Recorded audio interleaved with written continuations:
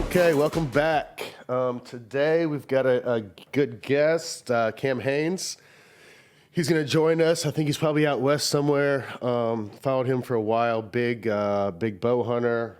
I think he only does three things. Well, actually, he does more than that. But he runs, lifts, and bow hunts and shoots every day. He has a book out. We're going to talk about that. But today's podcast is courtesy of Mountain Ops, energy and nutritional products designed to help individuals train inside and conquer outside. Learn more about their core values and the full offering of their outdoor performance supplements at mountainops.com. Okay, we're going to get Cam in here. I'm going to hit him with an array of subjects. He's got a new book out. I know that. I want to talk bow hunting with him. I want to talk running. I want to talk maybe a little politics, a little Joe Rogan, some of his tips for maybe out in the backcountry. So, Cam, welcome on. I'm good. How are you doing? Good. How many miles have you ran today? No miles yet today. Nothing yet? No, it's early. I didn't get up early this morning to do it. You're slacking right now. I know. I hear you. All right, you got a new book out, Endure, How to Work Hard, Outlast, and Keep Hammering by Cameron Haynes. That's it. Congrats, man. Thank you. How long did it take to write? I'd say 6 months. Really? Yeah, but it's like a lot of it is, some of it is some of the previous writings I've had. I just kind of tweaked or you want to use some of the stuff you've already done, but then it turns out, once you get into it, you almost rewrite the whole thing anyway. So there's some lessons from previous that I put in there. I gotcha. I mean, and it's not. I mean, people are going to think it's a hunting and bow hunting book, but it's not. I mean, it's kind of a life lessons and a manual of how to do it and how to win, I suppose. Yeah, I mean, right. I mean, so basically, I want to show people that it doesn't matter what you come from or what the situation is or what you're.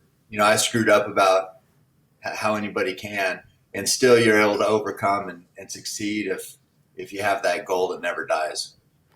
Did you grow up in Oregon? Yeah. Yep. Small town. Yeah. Small town? Yep. Did you have any brothers or sisters, or was it just you? No, I had, I got so divorce and all this, but I have a full brother and then half brother and then a half sister. Okay. And another half brother. Yeah. Oh yeah. We got it all mixed up. That's family. That's how it goes. You can't pick them. No. Yeah. But did you know, when did you start? Did you start hunting at a young age, or when did you pick that up? I was 15, and it was basically one of those things where my stepdad, I hated him basically because he wasn't my dad, and so that was pretty much all it took. Yep. And he grew up hunting, another small town guy, but we didn't really have anything in common, and so he took me and my younger brother hunting, and that was when I was 15. We started rifle hunting. I ended up killing a buck when I was 15, and then that kind of got the ball rolling, and then I got a bow when I was 18, and then never rifle hunted after that. Just really? Bow hunted since then. Yeah. So you haven't rifle hunted really since that point? No. Yeah. It's been like 34 years or 33 years of bow hunting. What was your first bow? Who made it? It was a Golden Eagle. So that was you can order bows from the Bowhunter's Discount Warehouse, and it's called a Golden Eagle Super Hawk Turbo Cam. You still remember? Yeah. Oh yeah, it's just the whole thing. It's like kind of shiny black, so I had to spray paint it and use ferns and matte green spray paint, get it kind of dialed in, and it was just compared to today's bows, just a complete piece of junk. But I ended up killing a spike bull with it. Really? It's impressive. It's impressive. Yeah, I mean it was loud. It sounded like a 22 going off. I mean, it had a crack, and so. Deer were tough because deer will jump the string. Yeah. If that arrow isn't getting there fast, they can react. And it's called jumping the string, and they'll drop out of the way, and the arrow will miss. So that bow is so loud, and it wasn't very fast. Like today's bows are quieter and faster. So but back then you had to overcome all that. And so I missed 16 deer that first year. They were just dodging the arrow, basically. 16? 16 bucks, yeah. And this is all, what is this all? This is all public land? Yeah, public land here in Western Oregon. And that was before, I mean, that was before cell phones. That was before, all the maps and everything. So you're just out there just figuring it out. No, you just went and walked. You walked it's logging country here. So there's logging roads and old skid roads that they used to haul logs out on years ago. So those skid roads get kind of grown up, and they're good walking. They're quiet because it's open, and then you can see in the timber. And so that's how we'd hunt them. Oh, I see. So when did compound bows really start getting good? I mean, I remember my dad had like a PSE or something like that, whenever I was young. I mean, they were still loud, but I mean, they were 80, 90 pounds back then. So, I mean, you could, the arrows were going. Yeah. It's like this. So back then, speed was the name of the game. Yeah. But bows have kind of been evolving and getting better every year. I mean, every year they're just a little bit better. So over 30 years, that's a night and day difference from. Sure. But every year it's just a small difference, but it's an improvement. Back then, the big thing was an overdraw, so you could shoot a shorter arrow that was lighter, and you crank that bow up to 80 or 90 pounds. You shoot a super light arrow, and that's why the bow was so loud, because it was basically a dry fire every time. Yeah. And so what would happen is the arrows would go fast, but the sound was pretty crazy. So now they've made it where the bows are more efficient, where you can shoot a kind of a heavier arrow and still get pretty good speed. But because the arrow is heavier, it absorbs that energy, and the bow is quieter. The animals can't hear the arrow coming. Boom, hit them. Much better. But yeah, so to answer your question, it's just been just small differences every year, small improvements, and over time, it's made a big change. When I don't know, I'm sure most people that follow you know this, but some of the people may listen to this might not. You've worked at a utility service for 24 years. Yeah, well, it's almost 26 now. Yeah. Almost 26 years. Yeah. How'd you get that job? God, let's see. So, for me, I don't know. I just had a normal, whatever, kind of a up and down life. And it was just, all you really want to do is get a good job. Yeah. I mean, I wasn't an NFL quarterback, so not much practice, but no, I know all sorts of challenges there too. But for me, like, if you could just get a good job for somebody like me, shit, that's a win, right? So I'm like, everybody knows that working for a public water and power company, guaranteed work, you're not going to get laid off. And so I put in for a couple times. I was working construction with my buddy, and then I was at this warehouse, and then I put in for a meter reader job. One time I got an interview, didn't get the job. The second time the job came up, I didn't even get an interview. So I was like, okay, I don't know. So then finally this job came up, and I got a job on the construction crew making $7.40 an hour. So I'm like, okay, I made it. I mean, I finally got this job. I mean, this is a job I can work at for 30 years. And so at that time, that was the best job I've ever had. And it still is. I mean, it still is the best job. So now I've worked my way up. I'm the superintendent there. Yeah. You know how you do. You start at the bottom, work your way up. If you can last, you get more opportunities. So now I'm the superintendent, and I've been there 26 years. So what's the goal, 30? Or just whenever you decide, hey, I'm tired of going in there? Yeah, I mean, it's I make more money doing other things now, but I'm just a loyal person, and I still remember that that's still the best job I've ever had, and how happy I was when I got it. So it's kind of a tough place to walk away from. Mostly, money is why most people work, but now these guys that I work with and the people there, I'm pretty loyal to the company and to the you form relationships with people you work with every day. Oh, absolutely. And so now it's, I care about those people. So I think with this book coming out, and I told them I was probably going to be finally retiring, I guess. And so that could be coming up soon. Well, congratulations on a hell of a career there. I mean, that's something to be said. I mean, not many people work in the same place for that long. Yeah, I mean, it's been good, but like I said, people like me, that's what you do. You always hear stories about guys who worked at the mill for 40 years. years Yeah, or for, yeah, it's just what people do. I have a lot of respect for, and it's not, I mean, I'm like in management now. So, sure. but for the guys now, I went and got them lined out this morning. I mean, it's Mm-hmm. raining here Mm-hmm. and they're out in the ditch putting water line in. I mean, Yeah. those guys are the guys freaking grinding. Oh, You know, absolutely. I'm here Absolutely. talking Yeah. with you. Yeah. I'm using a little PTO to sneak away Uh-huh. from work. Those guys, I got a lot of respect for people that put in that work every day. Oh, so do I. And no, it doesn't really seem like that many people want to do that anymore. No, definitely. I mean, and we need it. Like the infrastructure for this water and power here. Yeah. Everybody likes their lights going on and Yep. like having a hot shower, but somebody's got to, build that. Yeah. People forget that comes from, people working. That's not just magic. It just doesn't happen. No, exactly. So I like celebrating those guys and Yeah. that works now.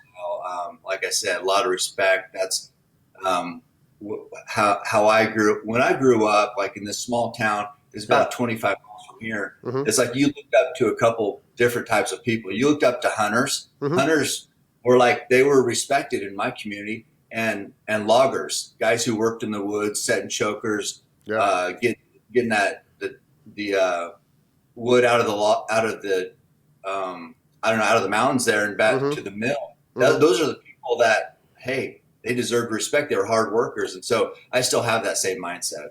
Yeah. I mean, so do I. I mean, I grew up in a small town and, everyone kind of worked and big farming community. So people were up early and they were up late. And, my parents, they got me a car, but they're like, you have to pay for your insurance or you can't drive. So in the summers, like in between baseball, I'd work. I laid water line. I was on the back of a garbage truck. So, I had to do some of that stuff. And my dad had a concrete company, so I learned at an early age that nothing really comes that free. Where was that? Where was that? Indiana? Indiana, yeah, Southern Indiana. Yep. Okay, nice. Wow. Yeah, and then my dad hunted, so like that's kind of where he bow hunted, and that's kind of where I got my start with whitetail and turkey down in Southern Indiana. So now you've been out elk hunting too, right? Yeah, so I didn't start elk hunting until like towards the end of my career in like 16, 17, and got a ranch, had a smaller ranch in Colorado, and then when I left Denver, we sold it and bought in Montana, and that's whenever. I always tell people like they're like, what is elk hunting like? And it's to me it's like turkey hunting but on steroids on a whole massive level, because you're talking to them, you're chasing them, you're interacting, but you're also dealing with an 800-pound just absolute mammoth of a machine that in a blink of an eye they're over the mountain and gone. Oh, I know, and it take you. Who knows how long it take you to travel that same route? They do it in a minute.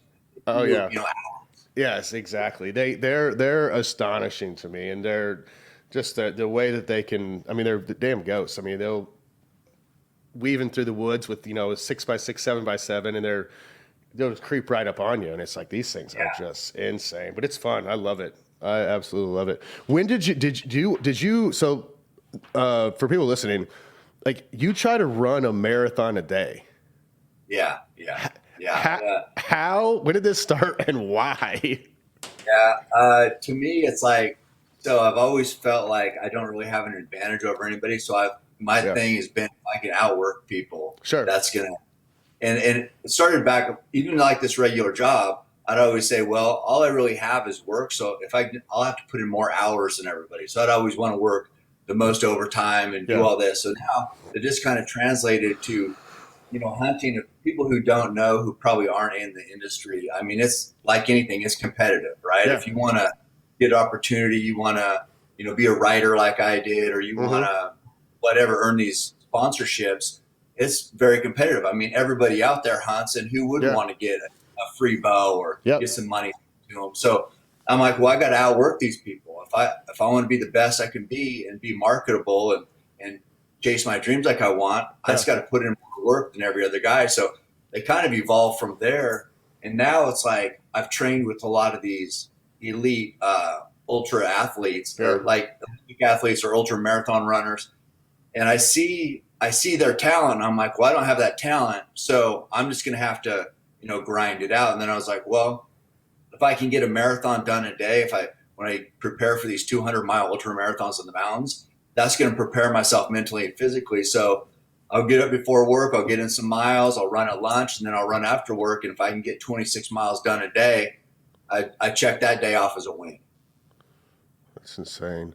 Those 200 miles, those 200-mile ultra, are you running the entire time? Or are there like small breaks? Well, the clock never stops. So yeah. I realize that, but like, are you like, hey, like walking for a mile and then running for 50, walking for a mile? I mean, how's this thing go? Yeah, I mean, some cars can't even go 200 miles. Yeah, I know. You walk when you have to, run when you can. Gotcha. You just keep moving. I mean, this one girl who I ran with before, she had this tattoo on her leg. I'll never forget it, and it said RFT or RFP, I think, Relentless Forward Progress. Oh, and like so that. no matter how slow you're going, you just got to keep moving forward. Yeah. And there's another thing they say, beware of the chair. So once you sit down, because you can sit down, there's aid stations every 20 miles or something. Oh, really? And if you sit down, it's going to be tough to get back up. Yeah. I mean, not physically because you're stiff and sore, but mentally, it just shuts you down. Yeah. So, I mean, you want to keep going. And so just in general, if you want to try to win one of those, I've never won a 200 miler, but if you want to try to win one of those, it's, the first night, you got to run all night. So you're running all day, you run all night, then you're in the second day. How many miles is that? I mean, in run all day, run all night. How many miles you clear there? You want to, if you can get 100 miles in 24 hours, you're looking good. Jeez. Okay. So then that second day, it's pretty easy to keep going during the day with the sun up. Yeah. So then that second night, that's where it gets tough. I'm sure. That's where people, I mean, you remember even like a little kid, you'd be like, hey, let's stay up all night. And you can power through one night. Yeah. It's tough to power through 2 days or the second night. And so that's where some people generally is you might sleep an hour, maybe a half hour, maybe something might be 90 minutes. Yeah. And then that'll kind of reset your body. And then you're up and you go, and hopefully you can finish on that third day. Really? So that's the goal. Yeah. Like the third afternoon or the third morning? So like I've done, like the first one I did, it took me 78 or 79 hours. So there you go. 78 hours of, basically straight moving. Yeah. And that was 205 miles. Then the second one was 238 miles. And I think it took me a little less. It was 70. I think the first one was 79. Second one was 78. But it was, 35 more miles in there. Yeah. That one, the reason why I was a little quicker, I think it was a little tougher, but also there's a little less elevation gain. So the first one, there was, over the course of the 200 miles, there was 50,000 feet of elevation gain. So basically, you're down, up.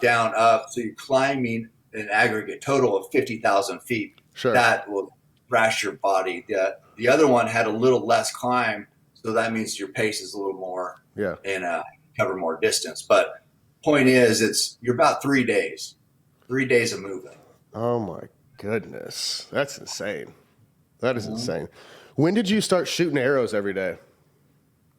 Oh, man, I've been addicted to just archery since I first started. So it's been years.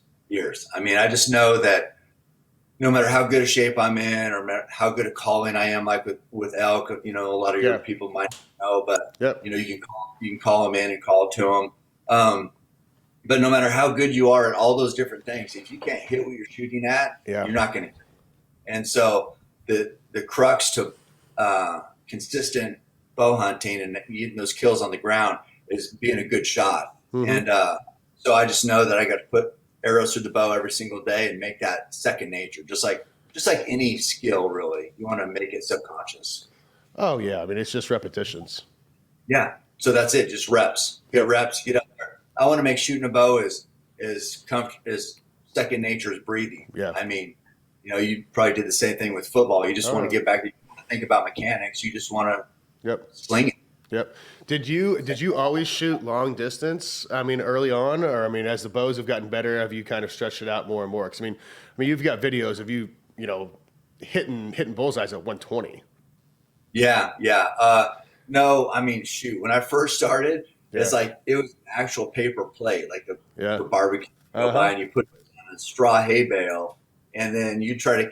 I remember there was like this rule of thumb that if you could keep 4 out of 5 in the paper plate, well, then you could move back 10 more yards. Gotcha. So, 40 yards, if I could put 4 out of 5 in a paper plate, I'm like, okay, I'm doing good. Yeah. And that was like a good, like I said, a good rule of thumb. Now, yeah, I mean, now I want to do that at long distance, and so it's just kind of it's an evolution. It's just like, I kind of trained for football when I first started, and Mm-hmm. then that kind of led into endurance running. So that was a half marathon, then a marathon, and that evolved into 200 milers. Well, same thing with shooting. It started at 40 yards, and now it's, I like to shoot it, 300 sometimes just for fun. How does your sight get out to 300? It has to be custom made. I mean, how do you have how do you have the relief? Well, for 300, what's funny is like the sight, you might as well take the sight off. So Yes. I come to full draw, and then it's an actual arrow that's sitting on the rest. Uh-huh. It's where the arrow, so the rest looks like this, and the arrow sits in it. Yep. And so right where that arrow hits that rest on the left side, Yep. I put that on the top of the target. So the sight's up here. Sure. The rest is down here. Yep. And I'm sitting here. It is so far up like this. Yep. And then I got to shoot that high, and then that will hit at 300 yards. I mean, how many arrows did you have to launch to figure that one out? Yeah. Luckily, I'm sponsored. I got an arrow sponsor. Let's just say that. Just letting them fly out there at 300. See if this one hits. See if this one hits. See if this one hits. It takes a while. I mean, you can like shoot and take a drink of something, come back and look. It's still there. It's like it takes a while to travel that distance. So I'm an outsider, so much that I started a company called Outsider. If you spend as much time outdoors as I do, you know that you need the right kind of energy and nutritional supplements to keep you going, which is why I love our friends at Mountain Ops. They brought us this bonus episode with hunter and adventurer Cam Haynes, and you absolutely need to check out everything they offer. Find them online at MTN OPS.com and check out how they are inspiring individuals and families achieve their ultimate level of performance through the highest quality energy and nutritional products. You might have heard one of their most popular products, Ignite. It delivers smooth, long-lasting, great-tasting energy and focus for hours. Or maybe you just need a good night's sleep, and Mountain Ops has you covered there as well. Mountain Ops Slumber helps your body rest deeply and recover quickly. Hibernate, their deep sleep formula, uses local trace minerals from the Great Salt Lake coupled with natural extracts to cultivate a deep, calming slumber. So if you're an outsider, check out our friends at Mountain Ops. Find their entire line of outdoor performance supplements online at mtnops.com. Use the code UNCUT at checkout to receive 30% off their products. That's code UNCUT at mtnops.com. How did the Under Armour deal come about? 'Cause, I mean, that's been going for a while. Yeah, I'm not with them anymore though. Yeah, So I'm up with them. That was like, have you ever been to SHOT Show? Yeah. You know what SHOT Show is, Yeah, right? yeah, Okay, yeah. So, big trade show. So I was there, and Did you have Keep Hammering? Was that kind of going by then? No, not no, yet. that started probably 10 years ago. Gotcha. But no, SHOT Show, I was there, and Under Armour was kind of getting around, and we knew them from football. You guys would wear them under pads. Yep. And so then I was SHOT Show, walking the aisle, and I saw Under Armour, and they had this big picture of, it was Randy White. He played for the Cowboys. Mm-hmm. And they had this big picture of Randy White there in the booth. And I was like, I go in there and I go, what are you guys doing here? Eric was the guy I became friends with him. He was there at the booth. And he's like, oh, well, we have this first layer for under the pads, for chafing, this and that. Yeah. And I said, that's cool. I said, man, that's a pretty big picture of Randy White there. And he's looking jacked, right? It's just a big man. Uh-huh. And it was kind of funny. He had a bow, and he's in the woods, and he had on like this tan, skin tight stuff. And he was supposed to be like out in the woods hunting. Yeah. And I go, well, he has a big old Super Bowl ring on, of course. And I said, that picture would look a lot better if he actually had a rest on his bow. So he had this bow, like he's going to be out hunting, and he didn't have a rest on it, which anybody who bow hunts knows it's like, obviously that's not going to work. Sure. So they didn't have really the that was a cue that they weren't really legitimate in the hunting space. They were kind of like, hey, maybe we could sell some of this in this space, but they didn't really know the ins and outs of it. So from there, I kind of got involved, and then it got pretty legit. The photo shoots, was if I was involved, it'd be exactly like what I would hunt with. You had some and boots. It evolved from there. Yeah, we had everything. And it was good. It was good stuff. Yeah, definitely. Whenever I left Chicago, I was Nike for 11 years, 10, 12 years. And then when I went to Miami, my Nike deal was up. So I went Under Armour. And I was like, I don't want any money. All I want is I just want a merchandise allowance.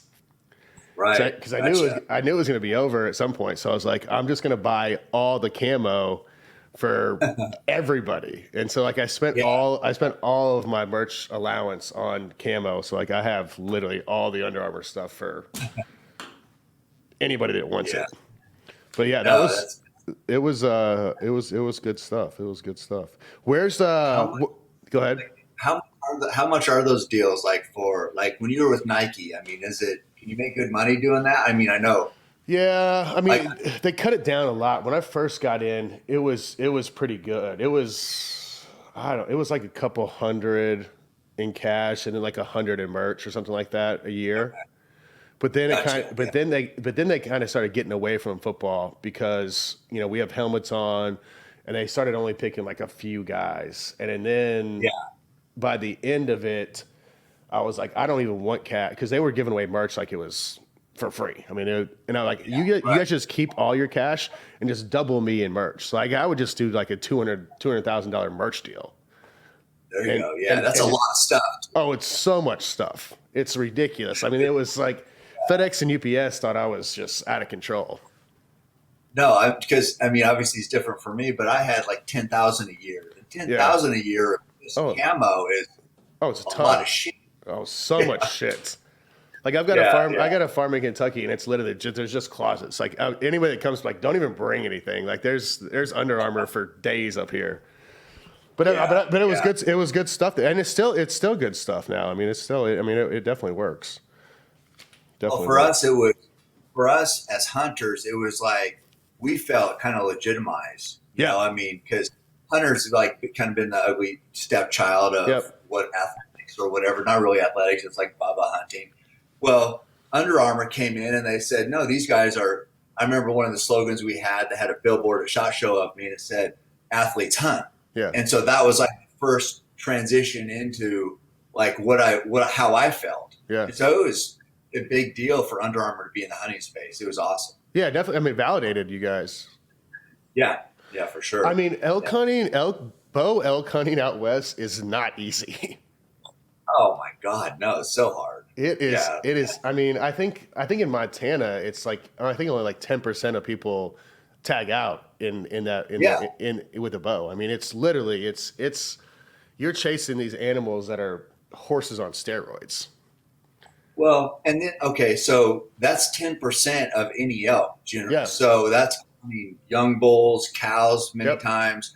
So if you want to focus on just a big bull, and you're going to kill it with one arrow is what you're basically trying to do. You don't get multiple shots very often. Nope. So one arrow, an 800-pound animal, a big bull. So if success on any animal is 10%, success on a big bull is probably about 1% of the guys are killing big bulls. Oh, absolutely. And those odds, so 99% of the guys are failing. Uh-huh. People like, why would they get involved? They're like, well, this is impossible. And I've actually felt like it's impossible at times, but it's that challenge is, we know we got to buck the odds just to find success. And that's what you love about it. Oh yeah. I mean, I've been top of a hill and like looking down, there's 1,000 feet and they're bugling down there. It's like, I don't want to go down there because I'm going to have to come back up. And my success rate's not great. The winds may be okay. It could change at any moment, but you walk your ass down there, get busted, and then you have to walk your ass right back up. Yeah, but it's fun. It's tough. It is. I know. I was in the Eagle Cap Wilderness one time with my buddy, and I was always my go-to buddy. He moved to Alaska, so then I was like kind of in transition about trying to find somebody to go with me. we're at the edge of this big canyon. There's this bull across the way there, across the canyon, bugling, chasing cows around. Mm-hmm. And I went out and I'd been in on some bulls already. I hadn't got a kill yet. And so I told my buddy, I said, go ahead. I mean, if you want to go after that bull, go ahead. And he's just like, no, I'm good. I'm like, I go, what do you mean? He's like, I said, that thing's going crazy over there. He's like, he goes, I don't think I want it that bad. I mean, that was, at least he was truthful. He wasn't lying. Yeah, he was. No, he was. I mean, so I'm like, are you serious? Okay. So I bombed off there. I went and I chased that bull around for hours. I never killed it, but was just exhausted. And it, I was just like, oh, this is the greatest thing ever. But I get that. It's so hard. You do question yourself at times, like, what am I doing out here? Yeah. This is dumb. Even gonna happen? Yeah. It feels like it sometimes. It feels impossible. It does feel impossible. You chase like 3 bulls. It's 3:00 in the afternoon. You're hot, and it's like, let's just go back. I mean, this is a waste of time at this point. But then you hear another one. Then you hear another one fire off, and you're like, all right, let's go get him. Well, and that's I have the same struggles as anybody, but I realized if I train like we've talked about, that in my head I was not only prepared, but I was like, no, I worked too hard for this. Yeah. This is what I worked. I've been running in the rain for months for this right here. So it's easier to be like, no, this is what I do. So now that's just what I do. Yeah. That makes sense. And you also, are you lifting 7 days a week? Yeah. I'll get out there. I'm not trying to get huge or anything like that, but just endurance, high rep stuff. Maintain. Yeah. What's your recovery? What's your recovery like at this point? What are you doing? Are you biohacking? Are you doing the cold tubs? Are you doing the infrared saunas? Are you doing all that stuff? Yeah. I have people come over twice a week and give me like cupping, deep tissue massage. I do the cold tub, hot tub. Of course, I eat really clean, wild game meat. I got mountain supplements. I see those, sitting there right there. Yeah. And so, I take any advantage I can get to stay healthy and to keep working hard and get my body, but I feel good. I feel good for what I put it through. Oh, absolutely. If you do all that other stuff and you eat well, your body's it's gonna take care of itself.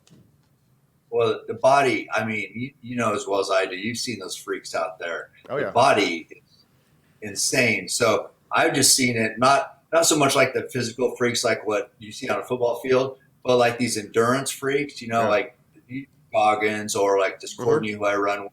These people, like if you explained them to somebody'd be like, what? There's no way. That's not even possible. But I've seen it. I've trained with them. So you see what's possible, and it's like it inspires you to be, that much more focused. Yeah. You guys are doing, running for 72, 78 straight hours is insanity to a lot of people. A lot of people can't run for 7 minutes. Yeah, well. Where's your favorite? Where's your favorite place to hunt? Oh man, I just like elk hunting. So anywhere, wherever I can get after the best elk. That's, and now because I've geared my life to this for decades. I know like the very best elk country, and I've earned opportunity to hunt that. So to me, where I go in Utah is just lights out. Colorado, I have a really good spot there. But the biggest bulls and the best, maybe not as many bulls, but the biggest bulls is hunt in Arizona on the San Carlos Indian Reservation. Gotcha. And those are free range bulls. It's the reservation is giant. It's I think 1.8 million acres. But those mountains are magical, and they grow just giant bulls. So I go down. When I first went there, it was going to be a once in a lifetime. I was never going to be able to afford it again. It's pretty expensive getting the opportunity to hunt there. And I'm like, well, this is it. This is my once in a lifetime. So now this will be my 5th year there. Oh, wow. Fifth once. Do they have, is there natural water there, or they have water tanks? There's natural water, but there's also the tanks, the dry tanks. That's the name of the game down there is what's the moisture like? How much moisture do they have for their antlers? And then during hunting season, where's our water? Because they have to have water to dry. So a lot of times there's they have had cameras on the water tanks themselves. that'll tell you what bulls are in the area. But That's yeah, right. so I hunted New Mexico a couple years ago, and that was the same thing. They have some water, but they had a ton of tanks, and like that was same thing. It was like, how much moisture I had that year, where the tank's at, because they got to drink at some point. yeah, elk, especially when those big bulls are rutting, they're so active, Yeah. they burn through the fluids. So yeah, they need to be replenishing, and then they're so hot, they like to get in there and lay down or wallow around. But yeah, water's the name of the game for elk. When I know you've been on Joe Rogan's show like 10, 15 times. How'd you meet him? Through hunting? Yeah, through hunting. He it was 2014, and I'm not on Twitter. I'm still not really on Twitter, but somebody sent me a message and said, "Hey, Joe Rogan's trying to get a hold of you." He tweeted something, Sure. and so I went and looked at it, and it said, "Hey, Cameron Haynes, you ever want to come to LA and talk about fitness and bow hunting?" Yeah. I'm like, yeah, that sounds good. I like talking about those things. So Yeah. I went down there in 2014. I took him a Hoyt bow, and I said, hey, he had just started hunting. Renell, I think, took him rifle hunting. Okay. And he may have killed a deer in Montana. Uh-huh. But I said, hey, you need to bow hunt. I said, I'd like to take you bear hunting. And he's like, bear with the bow, yeah. And so we ended up doing that, and he killed a bear with his bow, and rest was history. You kill a bear with the bow. I mean, you're pretty much hooked at that point. Yeah. So it was great. Now we've been, almost the best of friends. That's awesome. Yeah, I've listened to your podcast with him many times. They're always fun. Hey, can we talk about your son doing 4,100 pull-ups in under 18 hours? Yeah, I know. How old is he? He's 25 now. Oh my goodness. These kids, it's like, so as a parent, man, I never knew what I was doing, but I was always none of us really do. I tell my boys that, or I don't know if I tell them. I think I probably did. Told them a lot of BS, but life is competition, right? I said, if you want to get anywhere in life, you're going to have to win. Sure. So I try to prepare them for these.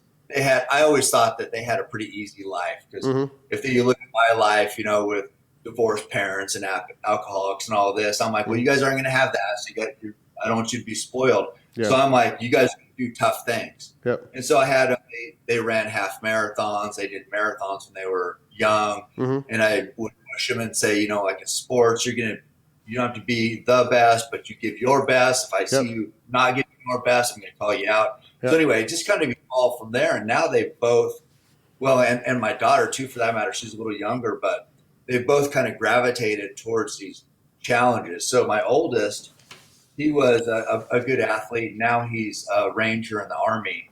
And so he's found his niche there of standing out in the military.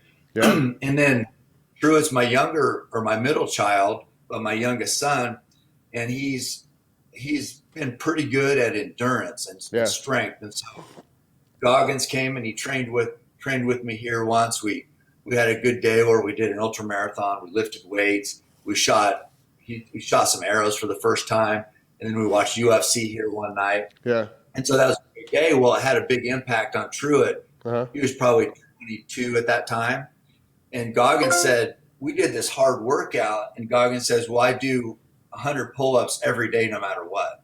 Even after we did this like 600 reps of these movements in the weight room. So he went and he did 100 pull-ups, and Truett did 100 pull-ups with him. He was over here at this regular International Fitness. Yeah. And Goggins in there yelling and doing what he does, and who's going to carry the buckets. And everybody's like looking around going, God dang, who's this freaking guy over here? So obviously that's going to have an impact on my boy.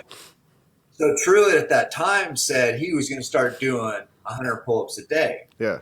So then it kind of progressed, and he was doing that. He's pretty shredded and pretty tough. And so then he's like, well, Goggins had the previous world record of 4,032 pull-ups in 17 some hours. And Truett set the goal of he was going to beat that record, and that's what he just worked towards. And then April 1st, I think a couple of years ago, is he got up at 3 a.m. and started, and busted him out. Was he 17 hours later, he did. That is, I mean, was he ripping them out like 100 at a time? No, I think his formula was 5 a minute. 5 a minute. 5 a minute. So, and then when he's pretty fresh, he's doing 10 a minute. Yeah. Where you just do 10, but then kind of recover. And that's kind of how those guys do it. And the key is with doing that many pull-ups, you know, when most normal people do pull-ups, they're like kind of, even if you're not kipping, you're kind of moving around and doing all this. Well, you can't do that. You have to pretty much grab the bar straight up, straight down. Otherwise, the skin on your hand, if you're jockeying around the ball, just thrashed. So you have to be perfect form, up and down, straight up and down, not put any extra friction on your hands. So you do that and your hands still get, you know, it's still, and then also your grip. Your forearm is a pretty small area. You know, your back's big, your big muscles there, but your forearm, like Goggins, he tried, before he broke the record, he tried 3 times. Really? And he did it one time live on Good Morning America. And there's some pressure there. No live. doubt. And he ended up getting like an elbow or forearm injury, had to quit. Then did it another time, and it didn't work out because, you know, it's such a physical toll. Yeah. And then finally, the time he got it. So Truett got pretty lucky in bucking the odds, and maybe it was his prep.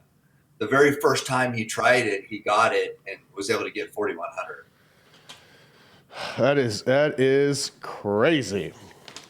What hunts you got coming up this year? I'm missing a grizzly hunt because of this book coming out. So damn book.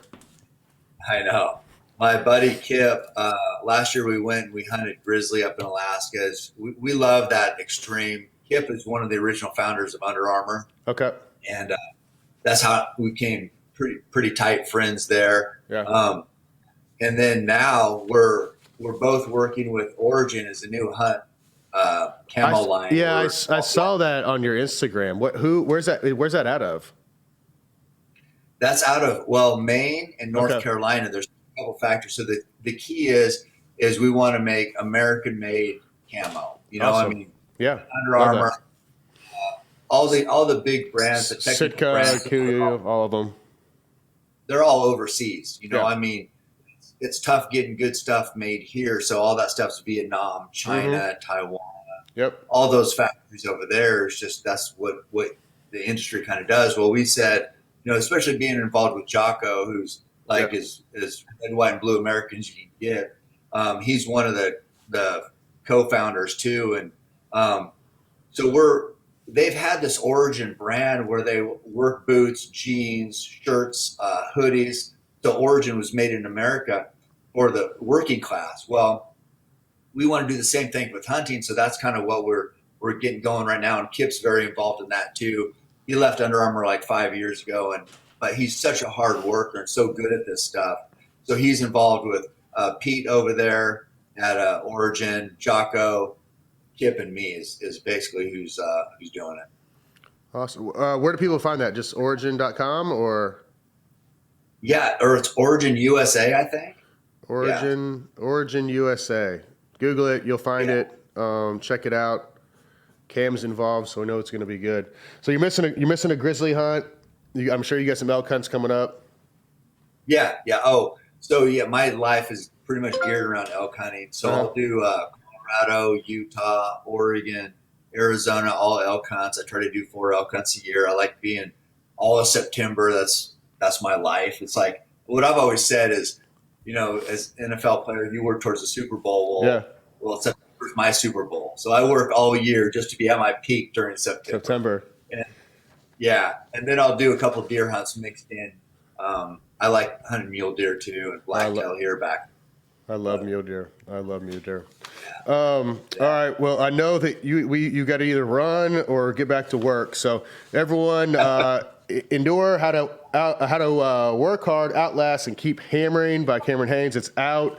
Check it out. When's it out? On May 17th? May 17th. Yep. We're just under 2 weeks. Just under 2 weeks. You can probably pre-order it. Get it. It's a fantastic book. This guy has literally outworked a lot of damn people and been very successful. Stayed humble. Did all the things. Hey, I appreciate it, man. Well, thank you, Jay. I mean, I'm a fan of what you do. I love your podcast. I love your attitude and what you bring to the table. So thanks for the opportunity. No, thank you. And hopefully we can chase some elk this fall. Yeah, let's do it. Let's do it. All right, I'll let you back to it. Okay, have a great day. All right, thanks, bud. Okay, that's a wrap on Cam. Great show. Learned a lot. Hopefully get to hunt with him soon.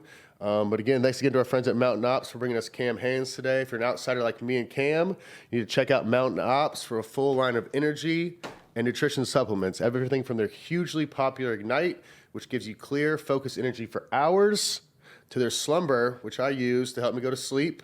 Gets you a deep, restful night's sleep. Check out mtnops.com. Use code UNCUT for 30% off. Thanks again for watching and listening. Hit me up on Instagram, Twitter, if you got any ideas for the show or questions and comments. Thanks.